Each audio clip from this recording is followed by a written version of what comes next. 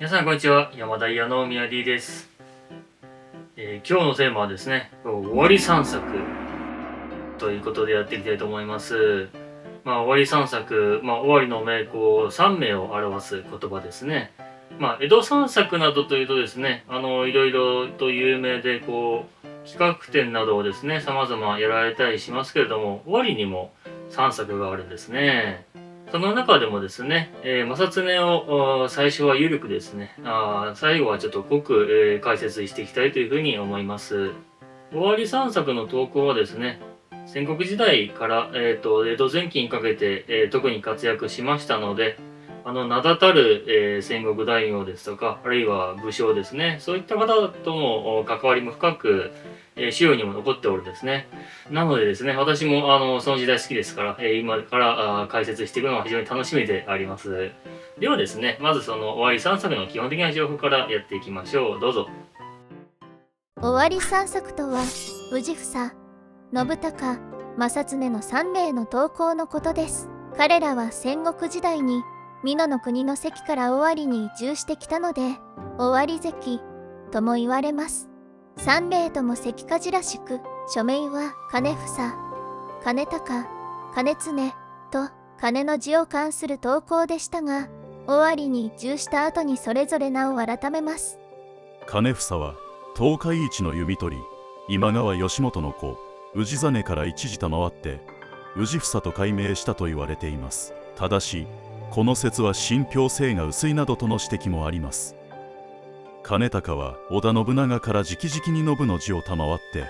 信孝と改名しました。これは天正年間に清須の鍛冶町に移った時のことだったそうです。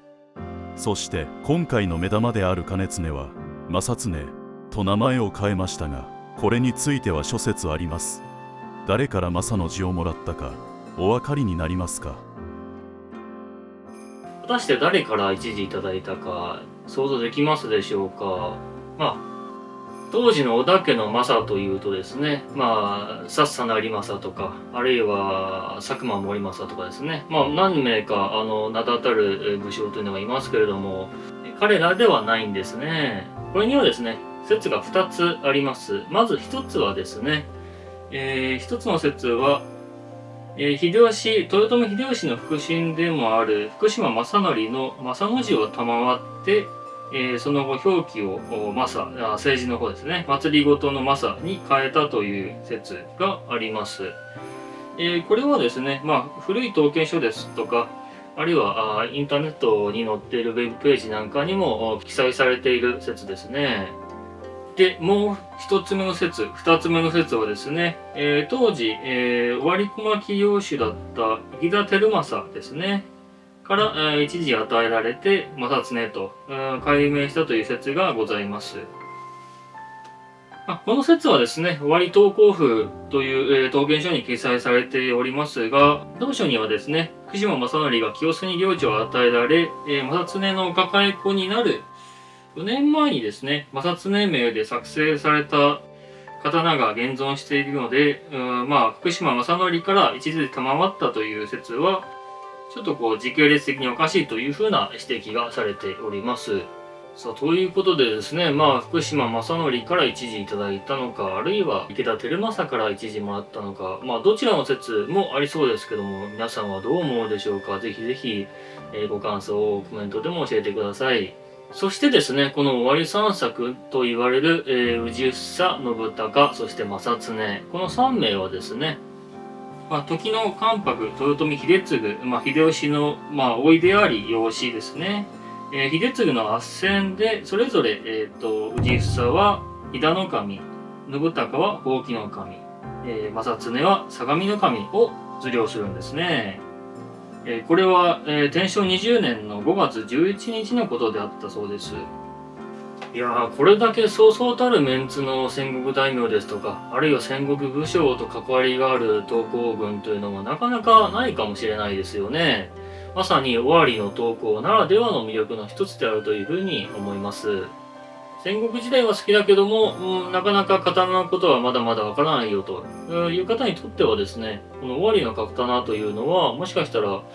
そういう意味ではかなり覚えやすくてですね、入り口としていいのではないかなというふうに私も今回感じました。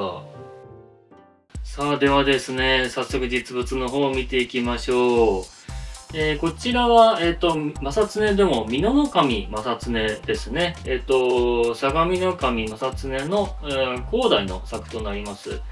まあ、それについてはですね、後で詳しく説明させていただきます。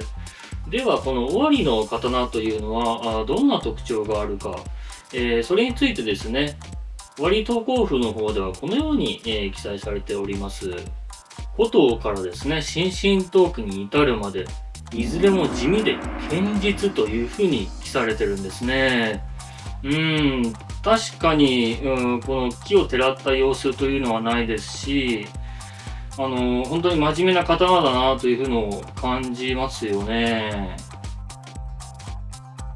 かといってですね、この割東光譜は、地元の方々がまとめた本ですから、それについてはですね、かなり謙遜されて、控えめに、地味という言葉を選んでいるのかなというふうにも感じますが、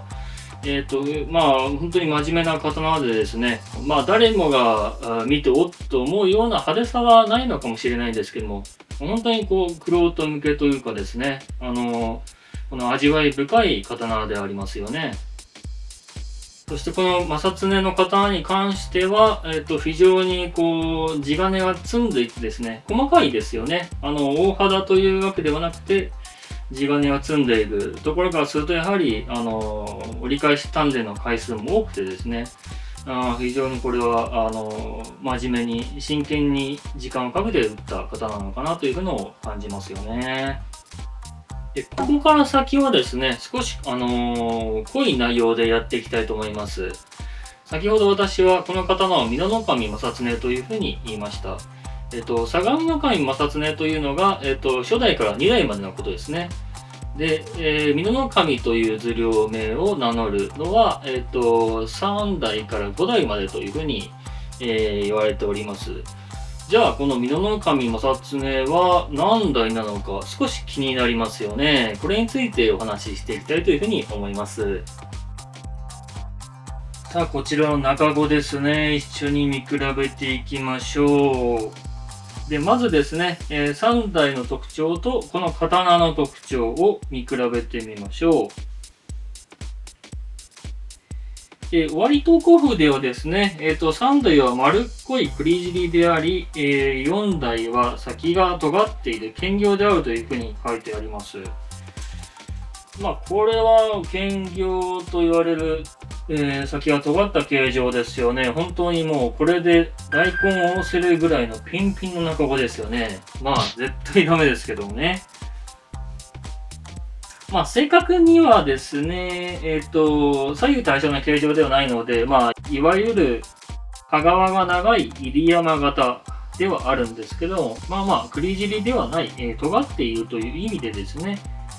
兼業と記載しているものと思われます。銘切りの雰囲気や特徴は似てるというふうに思うのですが、この中子尻の特徴を見る限り3代ではないということなんでしょうか。では5代の押し型とこの刀の銘を見比べてみましょう。全体の見比べてみるとですね、非常に字の雰囲気、あるいは勢いですね、これはかなり違うように見えます。聞き慣れてるであろう、正の字を詳しく見ていきましょうか。5代はですね、楷書風というんですかね、縦にちゃんと切っているのに対して、今回用意した刀は、左にやや倒れて、いるような感じですね。で、そしてこの右側の方は、この部分が丸く跳ねているのに対して、刀の方の銘はそのような特徴はありませんね。この辺りの相違を見るに、どうやら5代ではなさそうですよね。そうすると消去法でこの刀は4代なのかなというふうに思うんですが、4代の特徴を見たいところなんですけれども、昔の本あるあるでですね、もう押し型がぐちゃぐちゃになって見えないというところでございました。かといって他の本で4代の美濃守なんていう風に載ってる本があるわけでもないので、確たる証拠がないのが歯いところですね。ただですね、4代の命の特徴として、終わり投稿譜にはこのように記載されているんですね。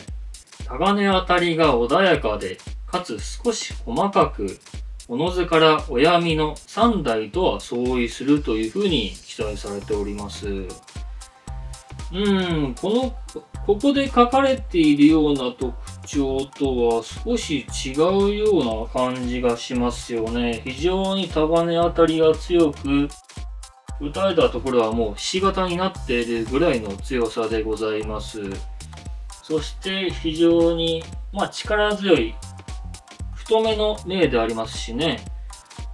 先ほど見ていただいた押し型の3代の親美の銘と全く違うというような感じはしませんね。むしろ同じように見えます。この刀はですね、非常に長尺で205寸以上ありますから、注文打ちの類でございますよね。非常に当時の身長からすると、扱えるのかどうかというぐらいの長さでございますね。そうするとですよ、こういったちょっと特徴的な中顎でありますけども、これは注文主の意向でこのような中顎にしたという可能性もありますし、あるいはですね、4台が刀を打って、3台が目を切ったという可能性もありますよね。その辺が落としどころなのかなというふうに思います。そういったところもあって、鑑定書には、美濃守正恒というふうに書いてあるだけで、代までは言及されてないですよね。この辺りの確証は取れなかったので、教会としても、正恒と書くにとどまったというところでしょうか。といったところでですね、美濃守正恒の銘について、解説させていただきました。詳しい写真ですとかね、そういったものは、概要欄のリンクに貼っておきますので、そちらの方で、研究熱心の方はですね、静止画などをご覧いただいて見ていただければというふうに思います。ということでですね、今日は美濃守正恒、そして終わり3作についてやっていきました。いかがだったでしょうか。非常にですね、魅力満載ですよね。